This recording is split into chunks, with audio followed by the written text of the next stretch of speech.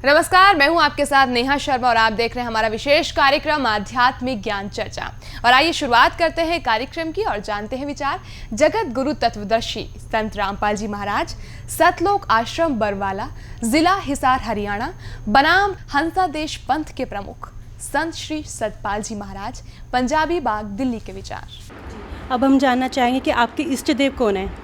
हमारे इष्ट देव जो हैं हमारे सद्गुरु हैं, जिन्होंने हमको ज्ञान दिया और उन्हीं में हम श्रद्धा और निष्ठा रखते हैं। जो दीक्षा आप देते हैं वो आपको अपने गुरु से मिली है या खुद से आप दीक्षा देते हैं अपने भक्तों को? हमारे सद्गुरु से मिली, हमारी गुरु परंपरा में, संत परंपरा में गुरु से मिली।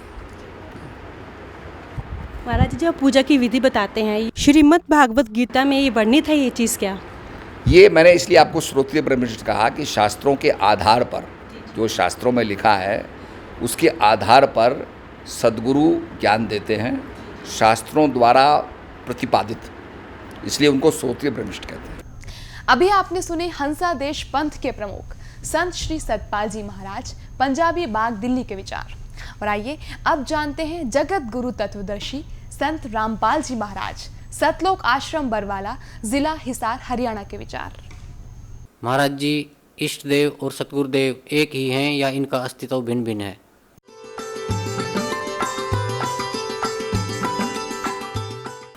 सतगुरुदेव की जय। बंदी छोड़ कबीर परमेश्वर जी की जय। बंदी छोड़ गरीबदास जी महाराज जी की जय। स्वामी राम देवानंद जी गुरु महाराज जी की जय हो। गरीब नमो नमो सतपुरुष को नमस्कार, गुरु की नहीं सुर नर मुनि जन साधुओं संतों सर्वस्दी नहीं। सतगुरु साहेब संत सब दंडोतम प्रणाम, आगे पीछे मध्य हुए तिनको जा कुर्बान। इष्ट देव पूज्य परमात्मा होते हैं और गुरुदेव उस परमेश्वर इष्ट का एक प्रतिनिधि होता है जो उस परमात्मा से मिलाने की विधि बताता है। जो संत अपने सतगुरु गुरु को ही इष्ट देव कहते हैं, उनको आध्यात्मिक ज्ञान कुछ भी नहीं है, वो आध्यात्मिक गुरु नहीं हो सकते। श्री सतपाल जी महाराज तथा इनके पूज्य गुरुदेव श्री हंस जी महाराज और इनके छोटे भ्राता श्री प्रेम जी महाराज, ये श्री विष्णु जी के पुजारी हैं। और इसी ज्ञान से हम अटे पड़े थे पहले, जैसे ये दास भगवान विष्णु जी का पुजारी था इस तत्व ज्ञान की प्राप्ति से पूर्व। तो श्री कृष्ण जी की मूर्ति बना रखी हमने, घर पर रखी, विष्णु जी की, श्री कृष्ण जी की, श्री रामचंद्र जी की, उन्हीं के अवतार जाने के। और फिर भी कोई पूछते थे एक दूसरे से, भगवान कैसा है? कहते तो प्रकाश ही प्रकाश है, वो दिखाई थोड़ा देता है, प्रकाश दिखाई देता है। अरे यह मूर्ति किस लिए? अब आई समझ रहे तरह के जो वो ये सिर पैर नहीं था हमारे, और उसी सतर का ज्ञान ये आज प्रचार कर रहे हैं जो महात्मा बन के। ये देखिएगा, एक पुस्तक है अध्यात्म शंका समाधान, किसके द्वारा इसका शंका समाधान किया गया है? अध्यात्म शंका समाधान संत सतपाल जी महाराज, लेखक महात्मा हरि संतोषानंद। ये प्रश्न उत्तर सतपाल जी के हैं और लेखक है सिर्फ ये महात्मा हरि संतोषानंद। प्रकाशक हैं ये मानव उत्थान सेवा समिति 2/12, पूर्व पंजाबी बाग, नई दिल्ली 26। और मुद्रक हैं इनके, ये मुद्रक हैं Rajeshwari photo setters private limited 2/12, पूर्वी पंजाबी बाग, नई दिल्ली से। इसी के 11 पृष्ठ पे शंका समाधान नामक पुस्तक के 11 पृष्ठ पर आगे 9-10 पढ़ लिया। प्रश्न, श्री राम भगवान के अवतार थे यानी विष्णु जी के, तब फिर उन्होंने लंका पर चढ़ाई करते समय शंकर रामेश्वर की पूजा क्यों की? अब उत्तर श्री सतपाल जी का, अवश्य श्री राम जी भगवान का अवतार थे यानी विष्णु जी का अवतार थे। उन्होंने मर्यादा पुरुषोत्तम भी कहा जाता है। उनका अवतार जगत में भक्त, धर्म एवं मर्यादा की रक्षा के लिए हुआ है। इससे हमने सिर्फ इतना ही लेना है, आगे तीसरे और भी बहुत सी अटपट कर रखी है। इसका अर्थ है ये भगवान श्री विष्णु जी को मानते हैं और स्वीकार करते हैं कि श्री रामचंद्र जी भगवान यानी विष्णु जी के अवतार थे और श्री हंस जी विष्णु जी के, श्री कृष्ण जी के ही पुजारी थे। हंस योग प्रकाश के ये नहीं की पुस्तक है, इसके 50 पृष्ठ पर ले चलते हैं। पहले तो आपको इनकी सारी उवाबाई दिखाता हूँ। ये देखिए, हंस नाम से शुरू किया, हंस योग प्रकाश, ये पृष्ठ नंबर 50 है। यहाँ 51 है तो ये इधर 50 है। तो हम यहाँ पढ़ रहे हैं, शांत स्वरूप शेष पर शयन करने वाले, नाभि कमल से संसार को बनाने वाले, और देखो ऐसे लक्ष्मीपति कमल नेत्र सब लोकांतरों के स्वामी श्री हरि को मेरी वंदना, बारंबार मेरा नमस्कार है। इति सिद्धम श्री हंस जी और श्री सतपाल जी और श्री बाल योगेश्वर जिसको कहते हैं श्री प्रेम रावत जी, ये दोनों भाई और इनका पिताजी, ये श्री विष्णु जी के पुजारी हैं। विष्णु जी इज सतोगुण विष्णु। इन 3 भगवानों में से, 3 प्रभुओं में से श्री ब्रह्मा जी रजगुण है, श्री विष्णु जी सतगुण हैं और श्री शिव जी तमोगुण हैं। इनमें से ये एक के पुजारी हैं श्री विष्णु जी के। विष्णु जी श्री कृष्ण जी और राम जी के ये पुजारी हैं और अपना अनुभव कथ रहे हैं। हंस नाम जपो, दुनिया को भ्रमित कर रहे हैं। और ये अटपट खेचरी मुद्रा ये किसी सदग्रंथ में प्रमाण नहीं है। इन ऋषियों के या अन्य जो पथभ्रष्ट लोगों के बनाए अनुभव की पुस्तकें मान्य नहीं होती अध्यात्म मार्ग में। देखो, किसी बच्चे ने कोई मैथमेटिक्स की प्रॉब्लम यानी कोई प्रश्न हल कर रखा है और वो गलत कर दिया, तो उसको ठीक करने के लिए हमने मूल पाठ को पढ़ना पड़ेगा। उसमें क्या बात कही गई है, उसके मूल को पढ़कर ही आगे वो इक्वेशन, वो प्रॉब्लम यानी प्रश्न ठीक हो सकता है, वो क्वेश्चन का आंसर सही बन सकता है। अगर हम उस गलत को आगे गलत पर चलते रहेंगे तो उससे नहीं हो सकता। तो हमने अपने मूल सदग्रंथों को पुनः देखना पड़ेगा, वेद और गीता और परमेश्वर के द्वारा बोले गए कबीर वाणी को, सच्चिदानंद घन ब्रह्म की वाणी को पुनः देखना पड़ेगा। तब ही हम इस उलझी हुई गुत्थी को ठीक से समझ सकेंगे, सुलझा सकेंगे। अब यहाँ तो ये बता दिया, इनका सिर पैर नहीं, कोई जिसको ज्ञान नहीं वो ऐसी अटपट किया करता है। उवाबाई बोलते हैं इसको। कबीर साहब कहते हैं सटदल उवाबाई बकदा, ये उवाबाई बकते हैं। आगे फिर क्या बताते हैं देखिए, ये प्रस्तावना है इनकी, ये प्रस्तावना है, इसमें पृष्ठ कोई नहीं है। इसके यहाँ दूसरे पृष्ठ में लिखा है कि तत्व बोध आदि शास्त्रों में लिखा है कि ब्रह्म का इस प्रकार चिंतन करना चाहिए, जो एकांत में बैठे तो ब्रह्म का ही चिंतन करे और जो परस्पर बात करे तो ब्रह्म की ही करे। किसी को कथन करना हो तो ब्रह्म का ही करे, यही ब्रह्म प्राप्ति का सहज उपाय है। बता, ये ब्रह्म तक काल है और इसका ओम नाम है, वो इन्हें छोड़ दिया। बातें करें ब्रह्म की, कदे श्री विष्णु जी को प्रणाम है और ब्रह्म का चिंतन करें। ब्रह्म तो काल है, उसका ओम नाम है, वो तुमने छोड़ ही दिया। अब देखो दिखाते हैं, अब अपने और सदग्रंथ दिखाते हैं, ये क्या बताते हैं देखिएगा। श्रीमद् देवी भागवत में, ये देवी पुराण है, गीता प्रेस गोरखपुर से प्रकाशित है। गीता प्रेस गोरखपुर, इसके संपादक है हनुमान प्रसाद पोदार चमनलाल गोस्वामी और ये यहाँ से छपी है, गीता प्रेस गोरखपुर से छपी है। इसके 562 पृष्ठ पर और 7वां स्कंद है ये 562 पृष्ठ पर हम यहाँ पढ़ेंगे। देवी का हिमालय को ज्ञानोपदेश, ब्रह्म स्वरूप का वर्णन, ब्रह्म के बारे में बताया। श्री देवी जी कहने लगी, पहले तो अपने बारे में बताया, फिर इसको आगे नकार दिया है।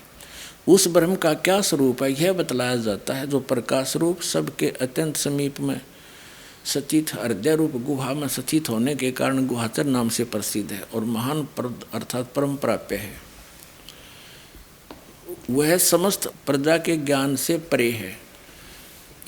वह यह परम सत्य और अमृत अविनाशी तत्व है, सौम्य। उस वेदने योग्य लक्ष्य का तुम वेदन करो, मन लगाकर उसमें तन्मय हो जाओ। सौम्य यह बताया कि परवण ओम धनुष है, परवण कहें ओम ने, ओंकार ने, धनुष है, जीवात्मा बाण है और ब्रह्म को उसका लक्ष्य कहा जाता है। यानी ब्रह्म की उपासना करो, ओम नाम जाप करो। ये देखिए, फिर यहाँ से शुरू किया है, उस एकमात्र परमात्मा को ही जाने, दूसरी बातों को छोड़ दें। यही अमृत रूप परमात्मा के पास पहुँचाने वाला पुल है। संसार समुद्र से पार होकर अमृत स्वरूप परमात्मा को प्राप्त कराने का यही सुलभ साधन है। इस आत्मा का ओम के जप के साथ ध्यान करो। इससे अज्ञान में अंधकार से सर्वथा परे और संसार समुद्र से उस पार जो ब्रह्म है उसको पा जाओगे, तुम्हारा कल्याण हो। ओम नाम ब्रह्म का है और ओम नाम के जाप से ब्रह्म प्राप्ति है। ये देखिएगा 263 पृष्ठ पर हम पढ़ रहे हैं। वह यह सबका आत्मा ब्रह्म ब्रह्मलोक रूप दिव्य आकाश में रहता है। अब इस सदग्रंथ से हमने सिर्फ इतना ही लेना था कि ब्रह्म प्राप्ति का, ब्रह्म का जो ध्यान करना है वो ओम नाम के जाप करते समय ओम का ही ध्यान करना है और ओम के जाप से ब्रह्म की साधना पूरी होगी, प्राप्ति होगी, वो ब्रह्म लोक में रहता है।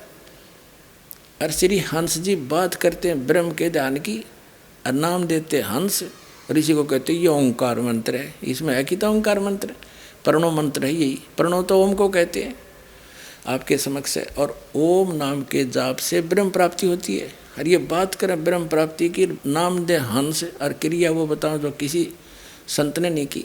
अब जैसे दास ने कहा कि हमारे मान्य जो सदग्रंथ हैं, पवित्र चारों वेद और पवित्र श्रीमद् भगवद गीता, क्योंकि उन चारों वेदों का ही निष्कर्ष इस गीता ज्ञानदाता ने दिया है। और पवित्र परमात्मा पूर्ण ब्रह्म के मुख कमल से उच्चरित वाणी सच्चिदानंद घन ब्रह्म की वाणी यानी कबीर वाणी, ये हमारे प्रमाणित सदग्रंथ हैं, गॉड गिवन है। इसके अतिरिक्त जो उपनिषद हैं ये अपना अपना अनुभव प्रत्येक ऋषि और देव का है, देवी का है। अब जो इनका ज्ञान वेदों से मेल खाता वो सत्य है, बाकी सत्य नहीं हमें मान्य नहीं है। पुण्यात्माओं, अब ये कैसे निर्णय करें कि पुराणों में कौन सा ज्ञान सच्चा है, कौन सा झूठा? तो ये जो ज्ञान है देवी जी ने बताया है, पुराणों में लिखा है। यदि ये गीता और वेदों में है तो ये सही है। आपको दिखाते हैं, देखिएगा श्रीमद् भगवद गीता, ये जयदयाल गोविंद का इसके अनुवादक हैं, गीता प्रेस गोरखपुर से प्रकाशित है। इसके अध्याय नंबर 8 के और मंत्र नंबर 13 में यह गीता ज्ञानदाता श्री कृष्ण में प्रवेश करके ये ब्रह्म और ये गीता ज्ञान दे रहा है। ये देखिएगा अध्याय 8 और इसका 13वां मंत्र है, ओम इति एकाक्षरम ब्रह्म व्याहरण माम अनुसमरण ये प्रयाति तजंदेहम स याति परमाम गतिम। माम ब्रह्म, मुझ ब्रह्म का ओम इति एकाक्षरम, ओम यह है एक अक्षर है, नथिंग एल्स। व्याहरण माम अनुसमरण, उच्चारण करके सिमरण करता हुआ, यह प्रयाति तजंदेहम, जो अंतिम सांस तक यानी आखिरी दम तक सुन करता हुआ, शरीर छोड़ते समय तक सिमरण करता हुआ जाता है, स याति परमाम गति, वो ओम से मिलने वाली परम गति को प्राप्त होता है। तो अब ओम से कौन सी परम गति प्राप्त होती है? आपने श्रीमद् देवी भागवत के 7वें स्कंद में आपके रूबरू कर दी दास ने। देवी जी कह रही है कि मेरी भी पूजा त्याग दो, सब बातों को छोड़ दो, केवल एक ओम नाम का जाप करो और उसके जाप से ब्रह्म की प्राप्ति होगी और ब्रह्म लोक में रहता है। तो इससे सिद्ध हो गया कि ये ज्ञान पुराण का गीता से मेल खाता। गीता किससे मेल खाती? वेदों से। ये प्रमाण देते। गीता से भी पहले वेद प्रथम है और इन वेदों से भी पहले सूक्ष्म वेद जो गॉड गिवन कबीर परमात्मा ने अपने मुख से बोला है वो प्रथम है। सेकंड ये चारों वेद हैं। इसके तीसरे नंबर पर श्रीमद् भगवद गीता है। अब वेद भी क्या बताते हैं देखिएगा। वेद ज्ञान दाता भी ब्रह्म है। ये यजुर्वेद है। इसके ये कहाँ से प्रकाशित है? प्रकाशक है सार्वदेशी कार्य प्रतिनिधि सभा 2/5 महर्षि दयानंद भवन रामलीला मैदान नई दिल्ली से। महर्षि दयानंद जी द्वारा इसका अनुवाद है। मुद्रक यहाँ से है, Prince Offset Printers 1510 Pataudi house Daryaganj Nai Delhi से। इसके 40वें अध्याय का अंतिम अध्याय है 40वां, और इसका 15वां श्लोक दिखाते हैं। ये 44वां अध्याय है, 40वां अध्याय यजुर्वेद भाष्य। ये है 40वें अध्याय का 15वां श्लोक है। ओम करतो समर किलवे समर करतुम समर। ओम नाम का जाप करतो माने काम करते करते, नाम उठत नाम बैठत नाम सोत जागवे, नाम खाते नाम पीते नाम से लागवे। क्योंकि ये जो वेदों में ज्ञान है ये सूक्ष्म वेद से भी मिलता है, सच्चिदानंद घनब्रह्म की वाणी से मिलता है। उसमें लिखा कि नाम उठत नाम बैठत नाम सोत जागवे, नाम खाते नाम पीते नाम से लागवे। और गीता जी अध्याय नंबर 8 के श्लोक नंबर 5 और 7 में गीता ज्ञानदाता कहता है तू मेरी भक्ति करेगा मुझे प्राप्त होगा, और मेरा सिमरण भी कर और युद्ध भी कर। 8वें अध्याय के 13वें श्लोक में उसने बता दिया मेरा मंत्र तो एक ओम है, नथिंग एल्स। और फिर 18वें अध्याय के 62वें श्लोक में कहा कि यदि तुझे परम शांति प्राप्त करनी है, युद्ध नहीं करना चाहता, तो उस परमेश्वर की शरण में जा, उसकी कृपा से तू परम शांति को सनातन परम धाम को प्राप्त होगा। उसके लिए ऑप्शन छोड़ दिया कि तत्वदर्शी संतों की खोज कर और वो तुझे ज्ञान देंगे, उससे तेरा मोक्ष होगा, वो प्राप्ति होगी। जाने के बाद फिर लौट कर कभी संसार में नहीं आते। उसके लिए 17वें अध्याय के 23वें श्लोक में बताया कि उस सच्चिदानंद घनब्रह्म के पाने का 3 मंत्र का जाप है। वो परमात्मा ऊपर है, गुप्त है, और ओम तत्सत इति निर्देश है, ब्रह्मण त्रिविधय समर्थ है। उस परमात्मा के पाने का 3 मंत्र का जाप है। ओम तो ये साधना होती है। जैसे हमने जल प्राप्ति करनी है, जल पृथ्वी के नीचे है और जल हमारा पूज्य है। उसके लिए जो प्रोसेस अपनाया जाता है, जो प्रोसीजर अपनाया, जो इंस्ट्रूमेंट हम लाए, वो हमारे पूज्य नहीं है, वो तो हमारे औजार हैं। जैसे हैंडपंप लगाना है तो बोकी और पाइप से क्रिया करी, जब बोकी पाइप तक पहुंच गई, हैंडपंप है वो मशीन लगाई। वो वस्तु प्राप्ति के लिए जल हमारा पूज्य है और ये साधना है। तो जैसे बोकी लगाई है, बोकी लगाई जाती है, मिट्टी बाहर फेंकी जाती है, ऐसे मारी जाती है, पाइप नीचे की जाती है। ये काम तो करेगा ओम और तत्। तत् ये सांकेतिक के दास बताएगा। ओम ब्रह्म का मंत्र है और तत् ये परब्रह्म का सरपुरुष, अक्षर पुरुष का। ओम तो समझो सरपुरुष का, इसको सरब्रह्म भी कहते हैं और सीधा ब्रह्म भी बोल देते हैं। और तत् ये सांकेतिक है। गीता जी अध्याय नंबर 17 के श्लोक नंबर 23 में जो 3 मंत्र हैं ओम तत्सत, उनके ऊपर दास कुछ प्रकाश बीच में डाल रहा है, तब ये वेद वाला ज्ञान समझ में आएगा। तो ओम तो इस सरपुरुष का, गीता अध्याय नंबर 15 के श्लोक नंबर 16 और 17 में 3 पुरुष हैं। 3 पुरुष कहो, 3 ब्रह्म कहो। तो सरपुरुष का तो ये ओम मंत्र है ब्रह्म का, अक्षर पुरुष का ही तत्सांकेतिक दास बताओगा। और परम अक्षर पुरुष, परम अक्षर ब्रह्म 8वें अध्याय के 3 श्लोक में कहा गीता ज्ञानदाता ने कि वो परम अक्षर ब्रह्म है, जिसके बारे में अर्जुन ने गीता ज्ञानदाता से 8वें अध्याय के प्रथम मंत्र में पूछा है कि वो किम तत्परम, जो आपने 7वें अध्याय के 29वें श्लोक में जिसकी चर्चा की है कि तत्परम को जानकर, सारे अध्यात्म को जानकर सब कर्मों से परिचित व्यक्ति केवल जरा और मरण से छूटने का प्रयत्न करता है, वो किम तत्परम। उसका उत्तर दिया है 8वें अध्याय के 3 श्लोक में गीता जी में कि वो परम अक्षर ब्रह्म है। तो गीता अध्याय नंबर 15 के श्लोक नंबर 17 में वो परम अक्षर ब्रह्म के विषय में जानकारी है। उसके विषय में कहा कि उत्तम पुरुष तो अन्य परमात्मा इति उदाहरते। उत्तम पुरुष वो परम अक्षर ब्रह्म, वो पुरुषोत्तम, वो सही भगवान, श्रेष्ठ प्रभु, तो वो कोई और है किससे? 15वें अध्याय के 16वें श्लोक में वर्णित 2 सरपुरुष और अक्षर पुरुष से कोई अन्य है वो उत्तम पुरुष, वो परम अक्षर ब्रह्म है। तो वो गीता अध्याय नंबर 17 के श्लोक नंबर 23 में जो सत है 3 नंबर का, वो परम अक्षर ब्रह्म का मंत्र है, वो कोड वर्ड है, सीधा ओम तत्सोम तत्सत, ये कोई जाप नहीं है। तो अब यहाँ जो गीता बता रही है कि उसको प्राप्त करने का फिर हम जो साधन अपनाना है वो पूजा नहीं है उसकी। अब जैसे हैंडपंप लगाया, उसके लिए बोकी मारी, ये तो है ओम नाम और साथ में तत्, इन दोनों का श्वास उश्वास से सेवन करना है। और फिर उसके बाद जैसे पाइप पहुंच गई पानी तक पृथ्वी में, वो जल नहीं प्राप्त हुआ इस 2 मंत्र के अक्षर के मंत्र थे, लेकिन इस बिना वो वहाँ तक स्थिति नहीं आ सकती। इसके ऊपर फिर हैंडपंप लगाया जाता मशीन, वह मशीन समझो वो सत है। गीता अध्याय नंबर 15 के श्लोक नंबर 23 में ओम तत्सत में वो सत जो शब्द है वो गुप्त है, सार शब्द कहते हैं उसको। वो हैंडपंप है, ऊपर मशीन है, उसके लगाए बिना वो पानी नहीं मिल रहा है। तो इन दो अक्षर के मंत्र बिना वो हैंडपंप लगाने योग्य स्थिति नहीं आ सकती। तो इस प्रकार दास आपको 3 स्थिति में दीक्षा देता है।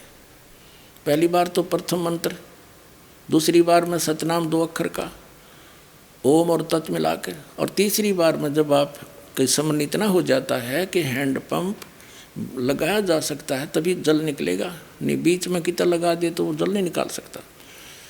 तो ऐसे उस परमात्मा के पाने की ये पूरी विधि है। तो ओम तत्सत इति निर्देश है, ब्रह्म ने त्रिविध समर्थ है।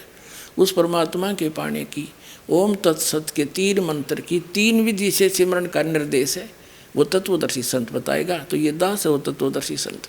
अब आपने देख लिया कि ब्रह्म प्राप्ति का वेदों में भी ओम मंत्र लिखा है, आगे और दिखाते हैं।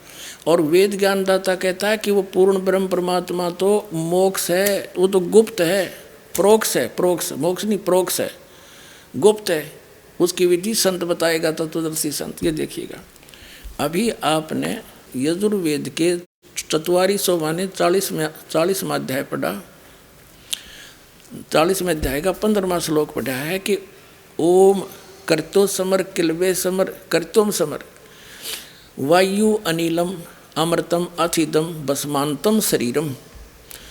जब शरीर छूटेगा, अंत होगा, नाश होगा, भस्म होगा तेरा शरीर, तब तक इस ओम नाम का जाप काम करते करते सेवन करो, विशेष कसक के साथ सेवन करो। मनुष्य जीवन का प्रथम कर्तव्य जान के इसका सेवन करो।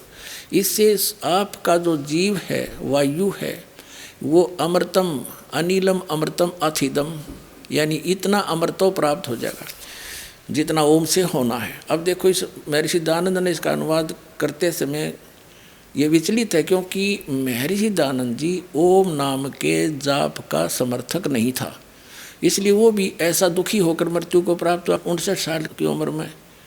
और उसके ऐसा ठंड लगी, कोई दवाई काम नहीं करी, 1 महीने तक तड़फ तड़फ कर मुँह में छाले, सिर सारे छाले, दवाई काम करे नहीं, और मृत्यु को प्राप्त हुआ। तो ये कोई साधक ऐसे मरते हैं? तो इनकी साधनाएं गलत थी। अब देखो, महर्षि दयानंद का अनुवाद 40वें अध्याय का 15वां मंत्र, हे कर्तो काम करने वाले जीव, तो शरीर छूटते समय, ये ओम शब्द है ना, ये ओम शब्द है, ओम अक्षर। इस ओम अक्षर का अनुवाद कैसे किया? इस नाम वाच्य ईश्वर का स्मरण करे। ओम का स्मरण मत करो, जिसका ओम नाम है ना उसका स्मरण कर। और कोई बात हुई है, इससे सिद्ध है कि इसने अनुवाद भी गलत कर रखा है, और ओम नाम का जो जाप करने के हक में नहीं था। इसके सत्यार प्रकाश भी दिखाएंगे, अब इतना समय नहीं है। अब हम जो दिखाना चाहता है दास के ओम नाम का जाप करने का वेदों में भी प्रमाण है, केवल ओम ही जाप कर, नथिंग एल्स।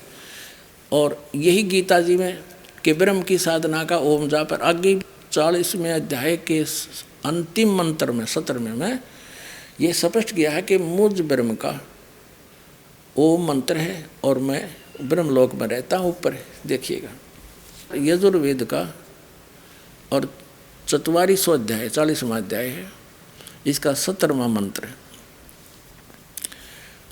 अनुवाद करता महर्षि दयानंद, हे मनुष्यों, जिस ज्योत स्वरूप रक्षक मुझ से अविनाशी यथार्थ कारण के आच्छादित मुख के तुल्य उत्तम अंग का प्रकाश किया जाता है, जो वह प्राण व सूर्य मंडल में पुरुष माने पूर्ण परमात्मा है, यानी वेद ज्ञान दाता से कोई अन्य है, वह प्रोक्ष रूप है, वो तो गुप्त है।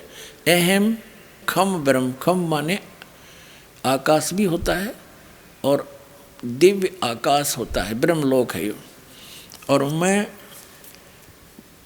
आकाश के तुल्य व्यापक नहीं, ये तो इसकी अपनी सोच थी। मैं उस ब्रह्मलोक रूपी दिव्य आकाश में ब्रह्म हूँ, मैं वहाँ रहता हूँ करके अधिक ओम सबका रक्षक मैं उसका, जिसका ओम ऐसा नाम जानो।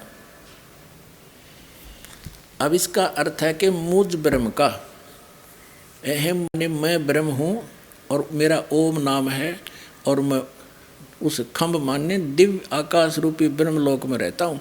यही देवी भागवत में आपने पढ़ा कि ओम नाम का जाप कर ब्रह्म को प्राप्त होगा। तो इससे सिद्ध हो गया कि श्री देवी जी ने जो ज्ञान बताया हिमालय को ब्रह्म के बारे में, वो पुराण में वेदों से मिलता है, इसलिए दास को सही मान रहा है। जो वेदों से नहीं मिलेगा तो हम उस पुराण के ज्ञान को हम स्वीकार नहीं करेंगे। इतनी सी बात ये सिद्ध करनी थी। अब इससे क्या सिद्ध हो गया कि इस वेद ज्ञानदाता से और गीता ज्ञानदाता से कोई अन्य है और परमात्मा, वो तो गुप्त है, उसका वेद तत्वदर्शी संत बताएंगे। उसके लिए उन्होंने ऑप्शन छोड़ दिया। तो उसके लिए इस दास की सेवा दी कबीर भगवान ने, उस परम अक्षर ब्रह्म ने। और अब इसका लाभ उठा लो पुण्यात्माओं, अग्रम अग्रम त्याग दो, बुद्धिमान हो, शिक्षित हो। दास का प्रयत्न केवल इस रोशनी करना है कि आप गलत दिशा में जा रहे हो, आपका रास्ता ठीक नहीं है।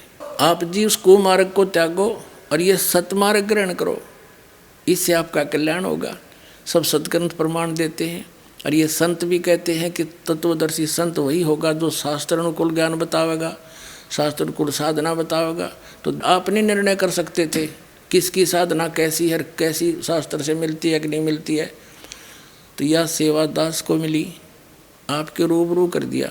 ये सदग्रंथ बताते हैं और ये साधना ये संत बताते हैं। यह साधना वेद और गीता से नहीं मिलती, यह डुप्लीकेट है, ये रास्ता गलत है, ये विधि गलत है, ये संत नकली है। इनको त्याग दो और ये सतमार्ग ग्रहण करो। बोलो सतगुरुदेव।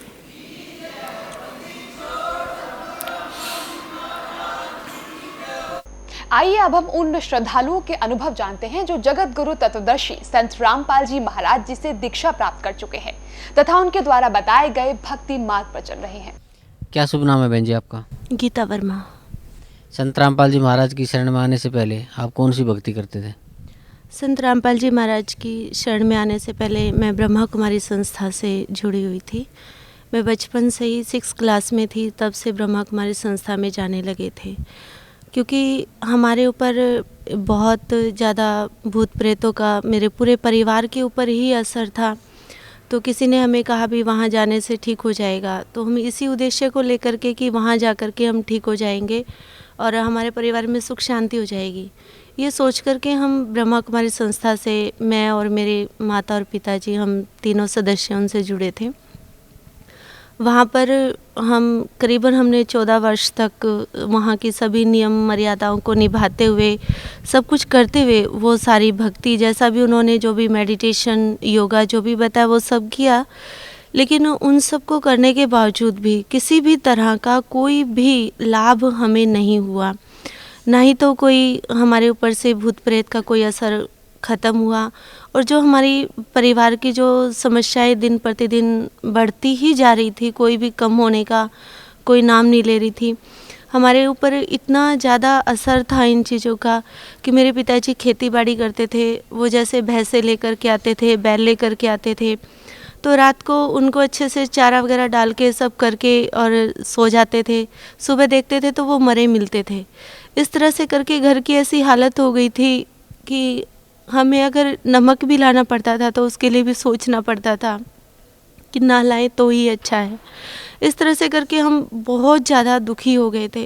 तो उस दुखी होने की वजह से बार बार मेरा अंदर से आता था कि कहते हैं परमात्मा सुख के सागर हैं, वो सभी दुखों को काट देते हैं, वो दुख हरता सुख करता है। लेकिन ये क्या हो रहा है, क्यों हमारे दुख नहीं कट रहे, क्यों हमें सुख शांति नहीं मिल रही, क्यों हमारी समस्याएं हल नहीं हो रही। बहुत ज़्यादा हमारी समस्याएं बढ़ती जा रही थी। तो उस भक्ति से हमें किसी भी तरह का कोई भी लाभ प्राप्त नहीं हुआ। फिर इस आहिस्ते आहिस्ते परमात्मा से विश्वास इन सब वजह से उठने लगा।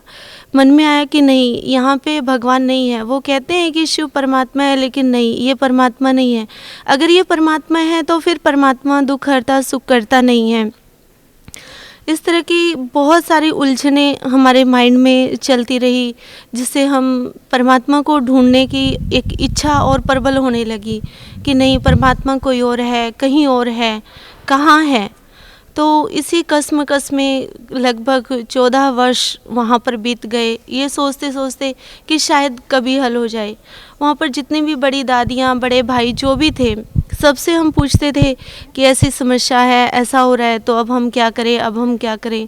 तो वो जैसा भी उसका बताते थे कि आप मेडिटेशन कीजिए, आप एक ही टाइम में और एक ही जगह पर बैठ कर के लगातार 3 महीने तक, 1.25 महीने तक इस तरह से मेडिटेशन कीजिए, आप मौन व्रत रखिए, आप इस तरह से सुबह अमृत वेले उठ कर के आप मेडिटेशन कीजिए। तो वो सब करने के बावजूद भी समस्याएं बढ़ती ही जा रही थी, कोई भी समस्या हमारी हल नहीं हो रही थी। मैं जी संत रामपाल जी महाराज की शरण में कैसे आए? संत रामपाल जी महाराज जी ने हम पे 20 अप्रैल 2006 में दया की कि हम उनकी शरण में आए। उससे पहले मेरे जो फूफा जी थे, उन्होंने गुरुजी से नाम उपदेश लिया था, और वो भी एक बहुत अच्छी एक घटना घटी थी, जो परमात्मा कहते हैं कि सुख के माथे सिला पड़े जो नाम हृदय से जाए, बलिहारी उस दुख की जो पल पल नाम रटाए। तो मेरे फूफा जी जो थे वो एक अर्जी निवास थे, उनसे अचानक से कोई गलत रजिस्ट्री किसी ने करवा ली थी, तो जिसकी वजह से उनके ऊपर 6 महीने की सज़ा और 1 लाख रुपए का जुर्माना हो गया था। जैसे ही उनको संत रामपाल जी महाराज की किताब मिली, उन्होंने उस किताब को पढ़ा, और किताब पढ़ने के बाद वो गुरुजी की शरण में आए, उन्होंने नाम उपदेश लिया। आज जैसे कि उनको किताब मिली, अगले दिन उन्होंने नाम उपदेश लिया, और तीसरे दिन ये फाइनल था कि उनको ये सज़ा मिलनी है। उन्होंने गुरुजी से प्रार्थना की कि गुरुजी ऐसे ऐसे हुआ है, तो गुरुजी ने कहा कि बेटा अगर आप सच्चे हो तो परमात्मा साथ हैं।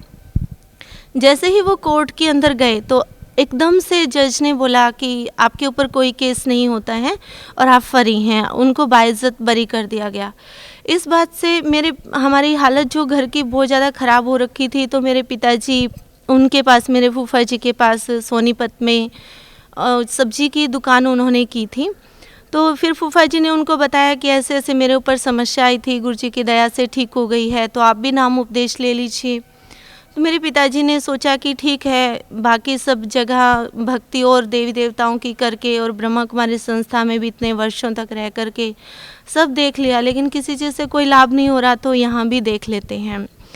तो पिताजी ने नाम उपदेश ले लिया।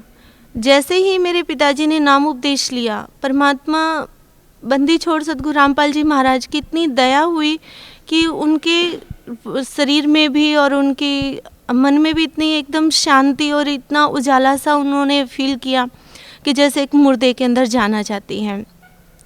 उसके बाद उन्होंने मेरे माताजी को नाम उपदेश लेने के लिए कहा, तो माताजी ने भी नाम उपदेश ले लिया। फिर उन्होंने मुझे कहा, जब भी मैं कभी घर पे मिलने के लिए आती थी माता पिता से, तो वो हमेशा मुझे गुरुजी के बारे में बताते थे कि आप एक बार चल कर देखिए, आप वहाँ से नाम उपदेश ले लीजिए। तो मैं पिताजी की किसी भी बात को एक्सेप्ट नहीं करती थी। मैं कहती थी नहीं, मुझे गुरुओं के चक्कर में नहीं पड़ना है, मैं ठीक हूँ। लेकिन मैं अंदर से सेटिस्फाई भी नहीं थी अपने रास्ते से, अपने उस संस्था में ज्वाइन करने से, वहाँ से भी मैं सेटिस्फाई नहीं थी। लेकिन मैं जैसे गुरुओं के बारे में सुना था, बहुत कुछ, कभी नेगेटिव कभी पॉजिटिव सुनते रहते थे, तो उसकी वजह से मेरा विश्वास नहीं था गुरुओं पे। तो मैंने कहा था मुझे गुरुओं के चक्कर में नहीं पड़ना। तो एक दिन परमात्मा की रज़ा हुई कि मेरे माता पिता अचानक से वो अपने काम के लिए खेत में गए, तो वहाँ पर गुरुजी की जो संत रामपाल जी महाराज अमृत जल देते हैं, तो वो अमृत जल की बोतल उनके मंदिर में रखी हुई थी। उस अमृत जल की बोतल को देख करके मेरी इच्छा हुई कि मैं इसको पी लूँ, तो मैंने उसे पिया। मेरे ऊपर जो भूत प्रेतों का असर था, उसको पीने से मेरे को बहुत शांति और बहुत रिलैक्स महसूस हुआ। फिर मैं गुरुजी की जो तस्वीर थी वो गोदी में लेकर के बैठ गई और मैं बहुत रोई। मैं इसलिए रोई कि परमात्मा को पाने के लिए मैं इतने वर्षों से भटक रही हूँ। गुरुजी, आप कहते हो कि कबीर साहब परमात्मा है, और ब्रह्मा कुमारी संस्था वाले कहते कि शिव परमात्मा है। आखिर परमात्मा कौन है, कहाँ है, जिसकी तलाश में आज तक हम भटक रहे हैं। आप कहते हो कि परमात्मा सुख देने वाले हैं, फिर हमें सुख क्यों नहीं मिल रहा। इस तरह से मैं गुरु जी की शरण में बहुत बहुत ज़्यादा रोई। तो वहाँ रोते रोते ही मैं सो गई। तो बंदी छोड़ कबीर साहब गुरु जी के रूप में आए और सपने में ही उन्होंने मुझे प्रथम मंत्र दिया। उसके बाद फिर मेरी इच्छा हुई कि मैं एक बार आश्रम ज़रूर आऊँ और देख कर के आऊँ। तो उससे पहले मैंने गुरु जी को 2 पत्र भी लिखे थे, जिसके अंदर मैंने बहुत कुछ लिखा था और मैंने अपनी माता जी को भी कहा था कि गुरु जी क्या जवाब देंगे, आप पूछ करके आना। तो गुरु जी से जब मेरे माता जी ने प्रार्थना की तो गुरु जी ने कहा कि जब बेटी सामने आएगी तभी उसको उसकी प्रार्थनाओं का जवाब देंगे। तो इस उद्देश्य को लेकर के कि मैं गुरुजी से जो मैंने प्रार्थना की है उसका क्या वो जवाब देते हैं, वो लेने के लिए भी मैं मात्र देखने के लिए क्रोथा आश्रम के अंदर आई थी। जैसे ही मैं आश्रम के अंदर आई, मैंने आश्रम के अंदर प्रवेश किया तो एकदम से मुझे ऐसे लगा जैसे ये सब कुछ मैंने पहले से ही देख रखा है। यहाँ जितने भी भाई बहनें हैं सबको मैं पहले से ही जानती हूँ और मैंने नाम उपदेश ले लिया। नाम उपदेश लेने के बाद जब गुरुजी के पास मैं दर्शनार्थ गई तो उस समय भूत प्रेतों के असर की वजह से मैं इतना ज़्यादा परेशान हो रही थी, मुझे बहुत रोना आ रहा था, बहुत घबराहट हो रही थी, बहुत मेरे को ये हो रहा था बस भाग ले तू यहाँ से, जैसे कहीं तू फंस गई है। तो फिर बहनों ने बोला भी गुरुजी आ गए हैं, नाम उपदेश ले लीजिए। नाम उपदेश लेने के लिए गई। जैसे ही मैंने नाम उपदेश लिया गुरुजी से, तुरंत ही मुझे ऐसे लगा जैसे मेरे सिर से कई क्विंटल वजन उतर गया हो और मैं एकदम अपने आप को मैंने बहुत हल्का महसूस किया। गुरुजी के दर्शन किए। दर्शन करने के लिए जब चरणों में हम गए गुरुजी के पास, तो चरणों में हमने गुरुजी के चरण जैसे ही छुए तो मुझे ऐसे लग रहा था जैसे मैं किसी इंसान के नहीं बल्कि किसी रूई को ऐसे दबा रही हूँ।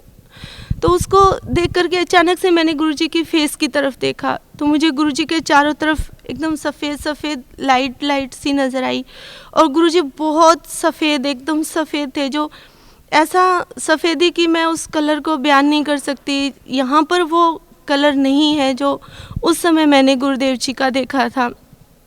और गुरुजी की शरण में आने के तुरंत बाद ही उनसे नाम उपदेश लेते ही मेरी सारी बीमारियां कट गई। मेरे ऊपर जो भी भूत प्रेत का असर था, मेरे माता पिता पे था, वो सब हट गया। जब मैं गुरुजी की शरण में जिस दिन मैं आई थी, मेरे एक पैर में बहुत ज़्यादा गांठें हो गई थी। डॉक्टर ने बोला था कि आपका ऑपरेशन होगा और ऑपरेशन के बाद आपका पैर भी ख़राब हो सकता है। इस बात की कोई गारंटी नहीं है कि आपका पैर सही रहेगा। तो मैंने जैसे ही नाम उपदेश लिया, अगले दिन सुबह जब मैं उठी मुंह हाथ धोने के लिए धोया तो मैंने देखा मेरा पैर एकदम साफ था, बिल्कुल कहीं नाम निशान भी नहीं था कि उसमें कहीं कोई गांठ हो या किसी तरह का जो मैंने ट्रीटमेंट उसे पहले लिया था उसे मेरे पैर में घाव बन गए थे कई जगह पर, तो वो कोई घाव नहीं था। एकदम से बिल्कुल सही मेरा पैर था। गुरुजी की शरण में आने के बाद मुझे बहुत कुछ प्राप्त हुआ और आज मैं इस बात को रोती हूँ कि क्यों मैंने अपने जीवन के इतने वर्ष वहाँ बर्बाद कर दिए। परमात्मा संत रामपाल जी महाराज की शरण में इतने वर्ष पहले मैं आ जाती तो शायद आज तक बहुत कुछ भक्ति कमाई जमा होती और इतनी समस्याओं का, इतने दुखों का सामना ना करना पड़ता।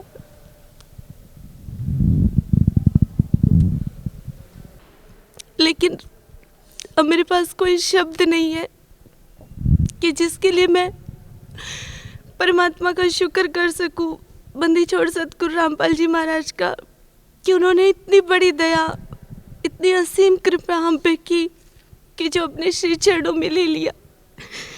गुरु जी के शरण में आने के बाद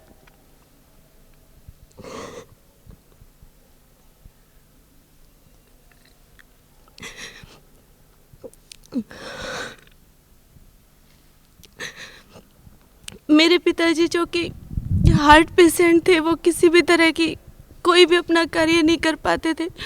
वो अपना निजी कार्य भी नहीं कर पाते थे, इतना ज़्यादा उनका शरीर वीक हो गया था। लेकिन जब से वो संत रामपाल जी महाराज के श्री चरणों में आए, उसके बाद आज वो अपने सारे कार्य स्वयं करते हैं, अपने परिवार की पूरी जिम्मेवारी भी वो निभाते हैं। मेरे माता जी को अल्सर हो गया था, जिसमें डॉक्टर्स ने ये बोल दिया था कि ये अल्सर कैंसर के अंदर परिवर्तित हो चुका है। उन्होंने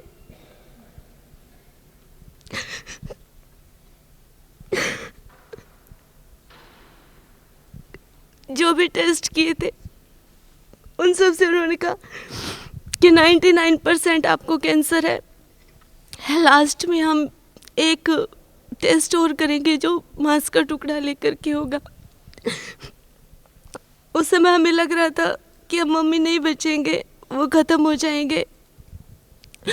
लेकिन गुरुजी से प्रार्थना की तो गुरुजी ने कहा कि अगर भक्तों को कैंसर होगा तो आम इंसानों का क्या होगा। गुरुजी ने कहा कुछ नहीं होगा। जब मम्मी टेस्ट करवाने गई तो बंदी छोड़ ने इतनी रजा की कि उनकी सारी रिपोर्ट्स नॉर्मल आई, और मम्मी ने फिर जो भी दवाइयाँ वो ले रही थी सारी फेंक दी। और उन्होंने कहा गुरुजी से प्रार्थना की कि गुरुजी आप ही दया कीजिए।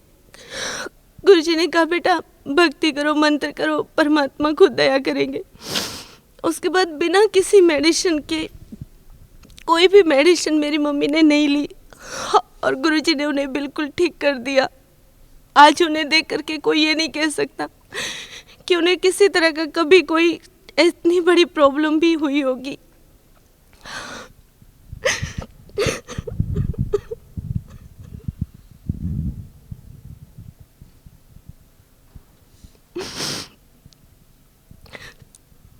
बहन जी, आप ब्रह्म कुमारी पंथ से पहले जुड़ी हुई थी, तो वहाँ पे आपको क्या भक्ति दी जाती थी?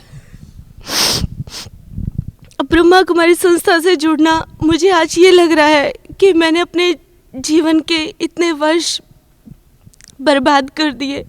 वहाँ पर मैंने अपना जीवन ही एक प्रकार से सब कुछ खत्म हो गया था।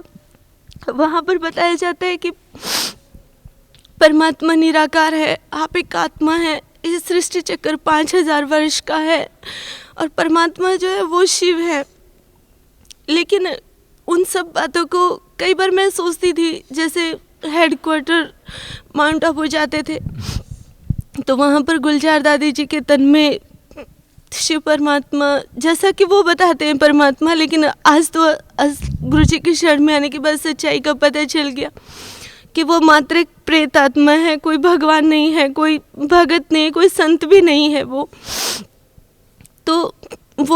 उनके तन में आते थे तो मैं सोचती थी कि जब परमात्मा निराकार है तो वो इनके तन में कैसे आ रहे हैं। वो इस शरीर में तो इस तरह से तो भूत प्रेत आते होते हैं, लेकिन उस समय कोई और रास्ता भी नहीं था, कोई सच्चाई का कहीं कुछ मिलने का कोई आसार भी नहीं था।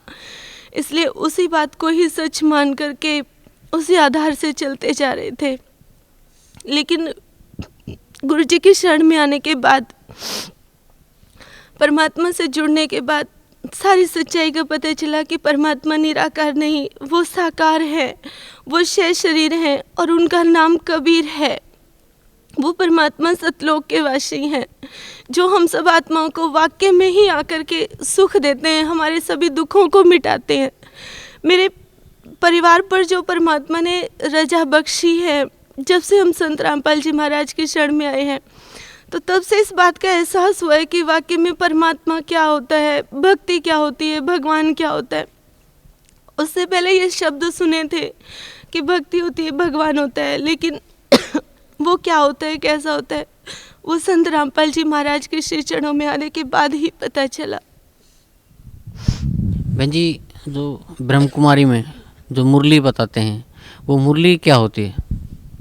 मुरली होते 4 पेज होते हैं, जिसमें जब गुलजार दादी के तन में वो प्रेत आत्मा, वो उनका शिव बाबा, वो भगवान जिसे वो परमात्मा मानते हैं, वो आते हैं तो वो प्रवचन देते हैं 1.5-2 घंटे का, 3 घंटे का। तो तो वो प्रवचन रिकॉर्ड किया जाता है और उस रिकॉर्डिंग उसके अंदर टेप किया जाता है, लिखा जाता है। तो उसको लिख करके ही जितने भी ब्रह्मा कुमारी संस्था के जितने भी सेंटर हैं, जितने भी उनके आश्रम हैं, सभी आश्रमों पर भेजी जाती है। उसी को ही वो मुरली बोलते हैं। वाकई में मुरली तो संत रामपाल जी महाराज के जो सत्संग है, जो वचन है, वो वाकई में मुरली है। क्योंकि मुरली माना मधुर वचन, जो हमारे जीवन में कुछ चेंज लाए, जो हमारे दुखों को ख़त्म करे, जो हमें जीवन दान दे। तो वो मुरली वाकई में जो मुरली है वो संत रामपाल जी महाराज के प्रवचन है, ना कि वो। बहन जी, आज भी जो लोग ब्रह्म कुमारी से जुड़े हुए हैं, तो उन लोगों को आप क्या कहना चाहते हैं? मेरी ब्रह्मा कुमारी संस्था से जुड़े हुए सभी भाई बहनों से हाथ जोड़ कर के प्रार्थना है कि आप सभी एजुकेटेड हैं, इंटेलिजेंट हैं, आप सब ने परमात्मा की खातिर अपना घर परिवार, अपने भाई बहनें सभी छोड़े हैं, आप समर्पित हैं भगवान की खातिर। तो एक बार, सिर्फ एक बार आप संत रामपाल जी महाराज जी द्वारा बनाई गई बुक ज्ञान गंगा, या फिर उनका जो साधना चैनल पर जी जागरण पर जो सत्संग आता है, वो आप अवश्य सुनिए। कहीं ऐसा ना हो कि कल आप मेरे की तरह रोए कि हमने इतने वर्ष अपने जीवन के बर्बाद कर दिए। क्योंकि सभी ब्रह्मा कुमारी संस्था के भाई बहनों से मेरी रिक्वेस्ट है कि थोड़ा सोच कर देखिए, वो दादी जो कि head of the department Brahma Kumari संस्था की थी, प्रकाशमणि दादी जी, जो 9 वर्ष की परमात्मा की खातिर समर्पित हो गई थी। उन्होंने कितनी तपस्या, कितना सहन किया, कितना सब कुछ किया, उसके बावजूद उनका अंत क्या हुआ? उनका अंत हुआ कि वो ब्रेन ट्यूमर से उनकी मृत्यु हुई। 2 महीने वो कोमा में रह करके, हॉस्पिटल में रह करके उनकी मृत्यु हुई है। वो दादी जिनको आप कहते हैं गुलजार दादी, जिनके तन में परमात्मा आते हैं, आपकी भाषा में, मेरी भाषा में नहीं, क्योंकि मुझे तो संत रामपाल जी महाराज के श्री चरणों में आने के बाद पता चल गया कि परमात्मा कौन है, कहाँ है और कैसे हैं। गुलजार दादी जिनके तन में वो प्रेत आत्मा आती है, आज उनके हर साल कैंसर के ऑपरेशन होते हैं, उनका भी शरीर स्वस्थ नहीं है। जगदीश भाई जिन्होंने पूरा ब्रह्मा कुमारी संस्था के अंदर जितना भी लिटरेचर है, सारा लिटरेचर उन्होंने लिखा है, तो वो लिखने वाले का भी अंत हॉस्पिटल में ही हुआ। तो आपकी इतनी बड़ी हस्तियों का, जिन्हें आप हस्ती मानते हैं, उनका ये हाल हुआ है, तो आपका क्या होगा? इसलिए आपसे प्रार्थना है, हाथ जोड़ करके मेरी निवेदन है कि आप अपने जीवन को बर्बाद मत कीजिए। ये जीवन बहुत अनमोल है, क्योंकि परमात्मा की वाणी है कि ये मनुष्य जन्म बार बार नहीं मिलता है, ये एक ही बार मिलता है, जिसमें, और आज वो समय है जिसमें परमात्मा ने बहुत बड़ी रजा बख्श रखी है कि आज मनुष्य जीवन भी है। पूर्ण संत भी जो परमात्मा कबीर साहब के अवतार हैं, वो भी धरती पर अवतरित है और ये भक्ति युग चल रहा है।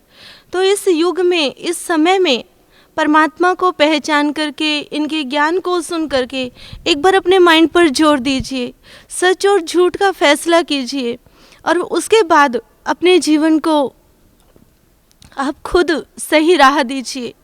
मेरी आपसे रिक्वेस्ट है कि बहाव में मत बहिए। बहाव में बह जाना कोई इंसान का कर्म नहीं होता है, क्योंकि परमात्मा ने हमें माइंड दिया है, वो सोचने के लिए ही दिया है। तो उस भावना में ना बह करके आप ज्ञान को, उस ज्ञान को आप सुनते आ रहे हैं इतने वर्षों तक।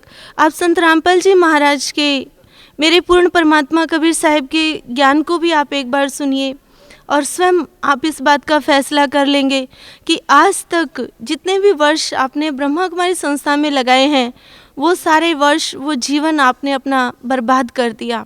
और अब भी वक्त है, अब भी संत रामपाल जी महाराज की शरण में आकर के अपने जीवन को सफल कर लीजिए। और आपके जीवन का जो मेन उद्देश्य है, जिसको लेकर के आप समर्पित हुए हैं, भगवान को पाना, तो वाक्य में परमात्मा को आप संत रामपाल जी महाराज के श्री चरणों में आने के बाद ही पा सकते हैं, और कहीं पर भी। ब्रह्मा कुमारी संस्था तो क्या, दुनिया के किसी भी कोने में, किसी भी भक्त, महंत, संत, किसी के भी श्री चरणों में कहीं पर भी आप परमात्मा को नहीं पा सकते हैं। ये 100% गारंटी है कि परमात्मा को अगर आपने पाना है, अपने जीवन को सफल करना है, मोक्ष अगर आपको चाहिए, तो केवल और केवल संत रामपाल जी महाराज के श्री चरणों में ही है। इसलिए आप अपने जीवन को बर्बाद मत कीजिए, इस ज्ञान को एक बार सुन करके अपने जीवन को सफल कीजिए। क्योंकि इस समय इस सृष्टि पर केवल एक संत रामपाल जी महाराज ही हैं जो 6 शास्त्र, सभी 18 पुराण, वेद ग्रंथ सभी पर आधारित ज्ञान देते हैं। वो संसार की लोक कथाओं के आधार पर ज्ञान नहीं देते हैं। गुरुजी की जो भी किताबें हैं, जो भी सत्संग वो आप करते हैं, उन सबको आप देखिए, सभी वेद शास्त्रों को गुरुजी ने खोल करके प्रत्यक्ष हम सबको दिखाया हुआ है। तो जो परमात्मा हैं, संत रामपाल जी महाराज वाकई में ही पूर्ण परमात्मा है, पूर्ण संत हैं। तो इन्हीं की शरण में आपको मोक्ष प्राप्त होगा। और पूर्ण संत ही पूर्ण परमात्मा की, पूर्ण ब्रह्म की निशानी होती है। इसलिए परमात्मा की वाणी है, मम संत मुझे जान मेरा ही स्वरूपम। तो परमात्मा ने जो शास्त्र विधि के अनुसार भक्ति जो हमें दी है, गीता के अंदर भी कहा गया है कि जब आप शास्त्र विधि को छोड़ करके मनमाने ढंग से पूजा करते हैं, ना तो उससे आपको सिद्धि प्राप्त होती है, ना मोक्ष प्राप्त होता है, ना ही अन्य कोई सांसारिक लाभ प्राप्त होता है, जो हमारे साथ प्रैक्टिकल बीती है। तो अभी मैं आप सबसे प्रार्थना करती हूँ कि आप संत रामपाल जी महाराज के श्री चरणों में आकर के जो शास्त्र विधि के अनुसार भक्ति दे रहे हैं, उससे अपने जीवन को सफल कीजिए। अधिक जितना भी समय आप लगाएंगे, उतना ही बाद में आपको पछताना पड़ेगा। इसलिए आप समय ना लगा करके जल्दी से जल्दी इनकी शरण में आकर के अपने जीवन को सफल बनाइए। बहन जी, कुछ और कहना चाहते हैं आप भगत समाज को? सभी से मेरी एक ही प्रार्थना है कि आप औरों को देख करके ये मत समझिए कि वहाँ पर भीड़ ज़्यादा है तो वहाँ वो संत ज़्यादा बड़ा है, वहाँ पर अधिक भीड़ है, वहाँ पर बड़े बड़े ऑफिसर्स जाते हैं तो वहाँ का ज्ञान ज़्यादा अच्छा है। लेकिन ये परमात्मा की शरण में, संत रामपाल जी महाराज की शरण में आने के बाद आपको इस बात का एहसास होगा कि आप आज तक जहाँ भी आप लगे हुए थे, जहाँ पर भी आपने अपने जीवन को लगाया हुआ था, वो सब आप बर्बाद कर रहे थे। और सॉलिड ज्ञान जो 100% सच है, संत रामपाल जी महाराज ने जो हमें ज्ञान दे रखा है, उसमें कहीं कोई भी चूक नहीं है, किसी भी तरह का कोई भी संशय क्रिएट नहीं होता है। संत रामपाल जी महाराज का ज्ञान जब आप सुनेंगे, जब उनकी बनाई गई बुक्स को, उनके आध्यात्मिक लिटरेचर को जब आप पढ़ेंगे, तो अपने आप जो सवाल आपके माइंड में कभी उठे भी नहीं हैं, उन सवालों का भी जवाब आपको 100% और हज़ारों उदाहरणों के साथ, हज़ारों प्रूफ के साथ परमात्मा संत रामपाल जी महाराज देते हैं। तो उसे आप सुनिए, देखिए, समझिए, और परमात्मा ने आपको माइंड दिया है, उस माइंड का आप इस्तेमाल कीजिए, अपने जीवन को सफल कीजिए। धन्यवाद बहन जी, आपका बहुत बहुत धन्यवाद। बहन जी नमस्कार। सच साहिब। बहन जी, क्या शुभ नाम है आपका? श्यामा दीक्षित। बहन जी, कहाँ के रहने वाले हैं? हम जींद के, पहले राजस्थान के थे, वैसे रहे जींद सर्विस है। बहन जी, संत रामपाल जी महाराज की शरण में आने से पहले आप कौन सी भक्ति करते थे, क्या साधनाएं करते थे? मैं देवी माता की साधना करया करती थी, उनकी परम भक्त थी। 8 साल से मैं उनकी पूजा करया करती, व्रत उपवास करा करती थी, और उन्हीं की कृपा, उन्हीं की बातों में मैं चला करती थी, उन्हीं की बात में विश्वास होया करता था मेरे को। तो एक बार शशिबेन जी आई हमारे पास कि तू हमारे गुरुजी के पास चल श्यामा, गुरुजी हमारे बहुत अच्छे। मैं भाई मैं तो नहीं देवी की, तो मैं गई एक बार गुरुजी के पास, तो उन्होंने बताया भाई ऐसे ऐसे हमारे नियमों पर चलना होगा। मैं भाई मैं तो नहीं गुरुजी, नियम पर नहीं चल सकती, मैं माता को नहीं छोड़ सकती। मैं ऐसे कह करके आ गई गुरुजी से। मैंने कहा भाई मैं नहीं नियम पर चल सकती, नहीं मैं माता को छोड़ सकती, मैं माता की परम भक्त हूँ। ऐसे करके एक बार मैं घूमने टहलने निकली तो रास्ते में जगराता हो रहा था, तो मैं भी वहाँ चली गई। वहाँ जगराते में जाकर मैं सबसे पीछे बैठ गई। माता ने आवाज़ दी श्यामा श्यामा, तो मैंने कहा भाई मैं तो पहली बार आई हूँ, मैं तो जानती भी नहीं कौन आवाज़ दे रहा है, मेरे को क्यों दे रहा। फिर आवाज़ दी श्यामा श्यामा, तो मैंने कहा भाई चल मेरा भी नाम श्यामा ही है। मैं चली गई तो कहा तू मेरी परम पूज्य भक्त है, और तू है ना मेरी जोत जला 1.25 साल की, अगर जोत जलाएगी तो तेरे वारे न्यारे हो जाएंगे, और जोत नहीं जलाएगी तो फिर कुछ नहीं है, मैं भाई जला दूंगी। मेरे को तो दो क्या चाहिए था, मैं तो बहुत खुश हुई, माता मेरे पर बड़ी प्रसन्न है। मैंने तो जोत जलानी शुरू कर दी। 1.25 साल के अंदर अंदर मेरा तो जो हेचरी का कारखाना था, 3 गाड़ियाँ थी और बहुत जनरल स्टोर था, कोठी थी, वो सब मेरी बिक गई 1.25 साल के अंदर अंदर। इतना टोटा हो गया, मेरा आदमी भी जेल में चला गया। फिर भी मैं माता की पूजा करती रही, जोत जलाती रही। एक दिन माता ने आकर के मेरे को कहा सपने में कि तू है ना, मैंने तो मेरे बस में था, मैंने तेरी बहुत मदद करी, लेकिन अब तू संत रामपाल जी महाराज की शरण में जा, वही तेरा उद्धार कर सकते, नहीं होता सब तेरा आदमी बेटे बहू सब खत्म हो जाएंगे, मर जाएंगे। मैं तो उसी टाइम शशि बहन जी थी टीचर, उसके पास गई मैं, शशि बहन जी मुझे गुरुजी के पास ले चलो। उसने कहा क्या हुआ, कि मैं ऐसे ऐसे मेरे साथ बीती। शशि बहन जी बोली चल तू चल गुरुजी के पास। गुरुजी के पास गए, गुरुजी बोले बेबे अब कैसे आई मैं, महाराज ऐसे ऐसे। शशि बहन जी ने बताया इसके साथ ऐसे हुआ। फिर महाराज ने मेरे को खाना भी खुआया, यूँ कहा तू 3 दिन की भूखी है बेटी, भोजन कर, फिर मैं तेरे को नाम दूंगा। फिर मालिक ने ऐसी कृपा बख्शी मेरे को, सिर पर हाथ रख कर मेरे को नाम दिया।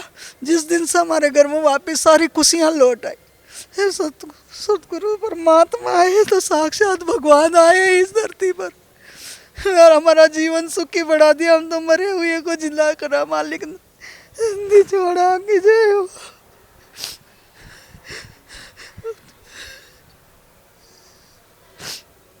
साक्षात भगवान है जी। आप पहले माता की पूजा करते थे और आपको काफ़ी उस पूजा से आपको काफ़ी नुकसान हुआ, आपने उसको नुकसान हुआ भगत जी 30 लाख का।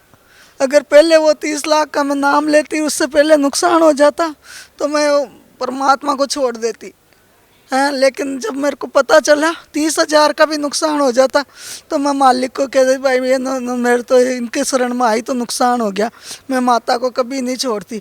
लेकिन जब माता इतना 30 लाख का नुकसान हो गया, सब कुछ ख़त्म हो गया, तो माता ने मेरे को आकर के शेर पर सवार होकर आई और मेरे को दर्शन दिए। जब मैं भागी परमात्मा की शरण में आई, मालिक ने मेरा सब कुछ करा। परमात्मा की वजह से आज हम सुख शांति से हैं, पहले से भी ज़्यादा खुशियाँ हमारे घर में। बहन जी, भगत समाज को जो आज भी माता की पूजा करते हैं या और देवी देवताओं की पूजा करते हैं या और महंतों पंथों संतों के पास उनकी पूजा करते हैं, उनकी बताई हुई भक्ति करते हैं, उनको आप क्या कहना चाहते हैं? मैं उनको यही कहूँगी, सभी भाइयों को बहनों को हाथ जोड़कर विनती करूँगी कि आप ये परम पिता परमात्मा खुद कबीर परमेश्वर के रूप में प्रकट हुए हैं, आप इनकी शरण में आओ और इनसे नाम दीक्षा लो और अपना उद्धार करो। सच साहिब यही मेरी बार बार विनती है, सभी से हाथ जोड़कर प्रार्थना है मेरी कि आप सब परमात्मा की शरण में आओ, नाम लो और अपना जीवन सुखी बढ़ाओ। बहन जी, संत रामपाल जी महाराज जैसे माता की आप भक्ति करते थे, उनसे आपको बहुत नुकसान हुआ, आपको 30 लाख रुपए का बता नुकसान हो गया, तो संत रामपाल जी महाराज की शरण में आने के बाद आपको क्या लाभ मिला? हमें बहुत लाभ मिला, मेरे बच्चे खुशी होगी, हमारे बच्चे अच्छे नंबरों से पास हो गए, मेरे आदमी 1 हफ्ते के अंदर नाम लेने के बाद 1 हफ्ते से जेल में से छूट का गए। हमारे पास पैसा नहीं था, परमात्मा ही वकील बन के गए, उनको छुड़ा के लाए और जेल के अंदर ही उनके यहाँ एक गांठ होगी कैंसर की, डॉक्टर ने सबने मना कर दिया कि तो कैंसर की गांठ है, यहाँ कोई इलाज नहीं होएगा। तो परमात्मा जैसे जेल से छूटे, परमात्मा को बताया मेरे यहाँ गांठ है, मालिक ने हाथ रखा, गांठ उसी समय गायब हो गए। मालिक ने उनको जीवन दान दिया, हमें नया जीवन दिया परमात्मा ने, और सारी खुशियाँ दी है और कोई नहीं दे सकता इस संसार में। सबका दुख दूर करने वाले परमात्मा ही है, संत रामपाल जी महाराज है, इनके अलावा और कोई भी नहीं है संसार में, कोई भी नहीं है। दुखों का दुख दूर करने वाले यही है, मेरे मालिक है परमात्मा, साक्षात कबीर परमेश्वर के रूप में आए हैं। मैं कभी पहचान नहीं सकती है, तो माता ने कह दिया तो मैं भागी आई ऐसा नुकसान करा के। जिसका विश्वास सारी उम्र करे उसने ऐसा दुख दिया हमें। जब सबसे मैं प्रार्थना करती हूँ सभी समाज से, भाइयों बहनों से, पूरे संसार के भाई बहनों से कि आप आओ परमात्मा की शरण में, उनसे नाम दान लो, दीक्षा लो और अपना जीवन सुखी बढ़ाओ। जी धन्यवाद बहन जी, बहुत बहुत धन्यवाद आप।